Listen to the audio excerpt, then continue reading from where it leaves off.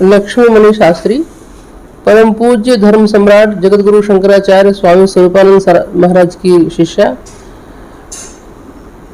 हिंगलाज सेना के राष्ट्रीय अध्यक्ष हूँ। महाराज श्री ने हिंगलाज सेना की स्थापना इसलिए किया कि भारत नशा मुक्त हो, और जब भारत नशा मुक्त की ओर दृष्टि जाती है तो सबसे पहले दृष्टि पंजाब की ओर आती है, क्योंकि सर्वाधिक प्रभावित क्षेत्र जो है पंजाब का है। और पंजाब में जैसी बात सुनने को मिलती है कि हर रोज एक व्यक्ति नशा के कारण उसकी मृत्यु हो रही है। हमारे प्रधानमंत्री जी कहते हैं कि भारत युवा शक्ति संपन्न देश है, परंतु जब भारत का युवा ही शक्तिहीन हो जाएगा तो फिर भारत शक्ति संपन्न देश कैसे बनेगा। इसलिए हमें इस ओर बहुत अधिक ध्यान देने की आवश्यकता है कि भारत नशा मुक्त हो, युवा शक्ति संपन्न हो और युवा भी शक्ति संपन्न हो, तब तो भारत शक्ति संपन्न होगा। इसलिए महाराज ने हिंगलाज सेना की स्थापना किया है और हम लोगों का कार्य पूरे भारत में चल रहा है। मध्य प्रदेश में कई जिलों में, सिवनी जिला है, नरसिंहपुर जिला है, जबलपुर जिला है, इन जिलों में हमारी महिलाएं अपना संगठन बना करके हिंगलाज सेना का, और गांव-गांव में जाकर के सबको नशा मुक्ति का संदेश देती हैं।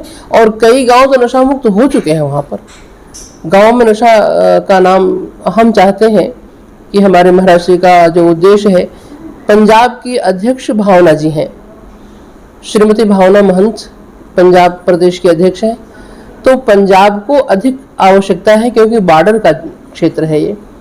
तो जो भी नशीली चीजें आती हैं वो पहले पंजाब में ही आती हैं, इसलिए पंजाब को नशा मुक्त होना बहुत आवश्यक है। यह जो हमारा मुहिम है, इसमें हम चाहते हैं कि सब लोग मिलजुल कर काम करें। तो पंजाब में कितनी टीम आपकी तरफ से कोई टीम काम कर रही है? जिस तरह आप भावना जी की बात कर रहे हो, भावना जी हैं यहाँ के स्पेशल डिस्ट्रिक्ट पंजाब में आपने फोकस किया है कि ऑल ओवर पंजाब कर रहे हो? है तो ऑल ओवर पंजाब ही है, पर जो अधिक बॉर्डर से सटे हुए जो डिस्ट्रिक्ट है उन पर अधिक फोकस हम लोगों का है।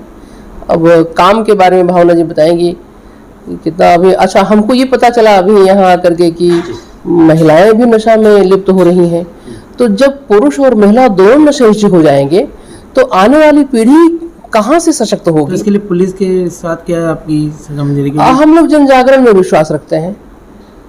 महाराज श्री का ये है, गुरु जी का, कि जब नशे की प्रवृत्ति ही समाप्त हो जाएगी तो फिर अब किसी का सहारा लेने की आवश्यकता नहीं है।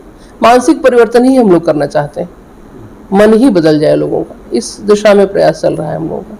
वैसे इसके पीछे कारण क्या देखते हो आप? नशा लोग क्यों करते हैं? क्या कारण है इसके पीछे?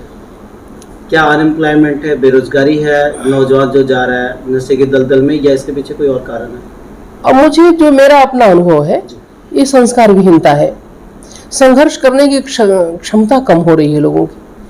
तो पहले भी दिक्कतें आती थी लोगों के सामने, बेरोजगारी पहले भी हुआ करती थी, लेकिन लोग संघर्ष करने की क्षमता हुआ करती थी। पर आज संघर्ष करने की शक्ति कम हो रही है हम लोगों के अंदर, तो उसी को बढ़ाना है।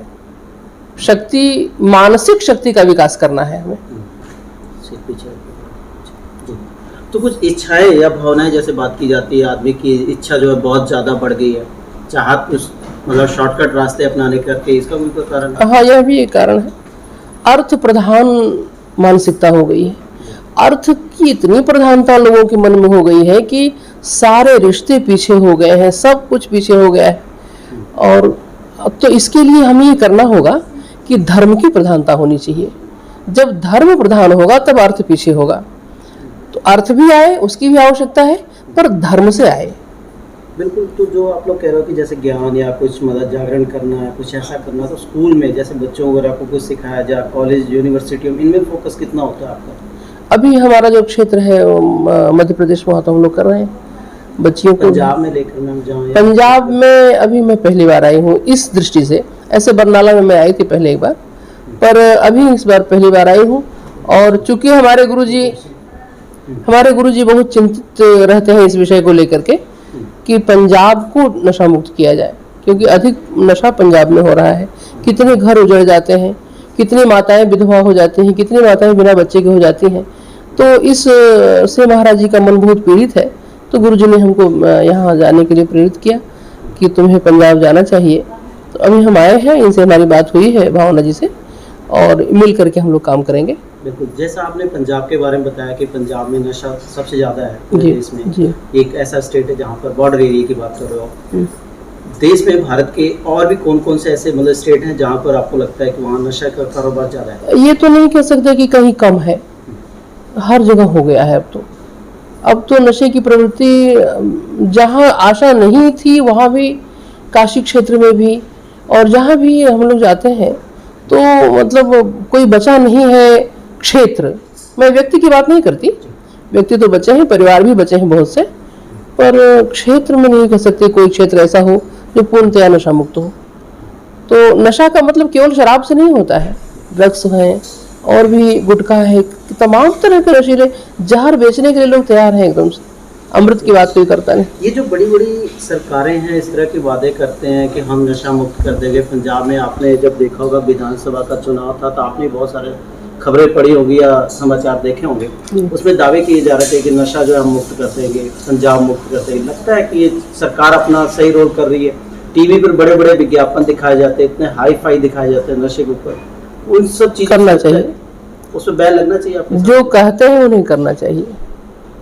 जो लोग, जैसे बिहार में नीतीश कुमार जी ने वादा किया तो उन्होंने किया उस काम को। बिहार में शराब पर प्रतिबंध हो गया, पर यह केवल शराब ही नहीं है, हर नशीली चीजों पर प्रतिबंध होना चाहिए।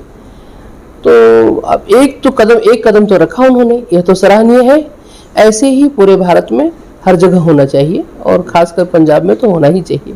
पंजाब के साथ पड़ोसी जो स्टेट है वो हरियाणा है। हरियाणा में आपको कैसी स्थिति लगती है नशे के ऊपर?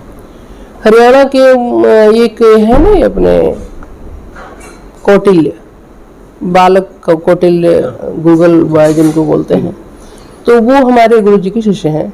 तो आए थे तो उनको हमने चर्चा किया, तो उनके पिताजी जो शर्मा जी थे, शर्मा जी साथ में थे उनके, उन्होंने कहा, बड़े प्रसन्न हुए वो, और उन्होंने कहा हरियाणा हम देखेंगे और हमारी महिलाएं भी साथ देंगी आपका। तो मुझे अभी वहाँ भी जाना है।